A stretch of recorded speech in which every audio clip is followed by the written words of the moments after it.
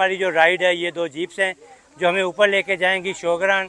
शोगरान से ये हमें लेके जाएंगे ऊपर सरीपाए। सरीपाए से वापसी पे हमें ये छोड़ेंगी वापसी के लिए दोबारा केवाई पे, और हम अपनी गाड़ियों में शिफ्ट हो जाएंगे।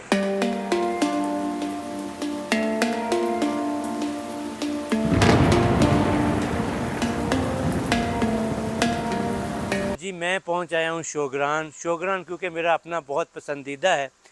पसंदीदा इसलिए कि यहाँ पे वेदर बहुत अच्छा होता है। अभी भी आप देख रहे होंगे कि यहाँ पे क्लाउडी मौसम है। ये वो जीप्स हैं जिनके ऊपर मैं अपने गेस्ट को लेके आया हुआ हूँ, और ये वो स्नो पैलेस है। यहाँ पे आज की हमारी नाइट है। तो मैं बताता चलूँ कि मेरे साथ ये जो टूर है ये एक फैमिली टूर है जो कि एंग्रो फर्टिलाइज़र कंपनी डैरकी की फैमिली है, जिसको मैंने सादकाबाद से लेके मूव किया है। मैं इनको ऑनवर्ड शोगरान, सरीपाए, नारायण, बाबूसर टॉप तक लेके जाऊंगा। तो इंशाल्लाह मिलते हैं नेक्स्ट व्लॉग में। आज हैं हम शोगरान में और आज की नाइट है हमारी शोगरान।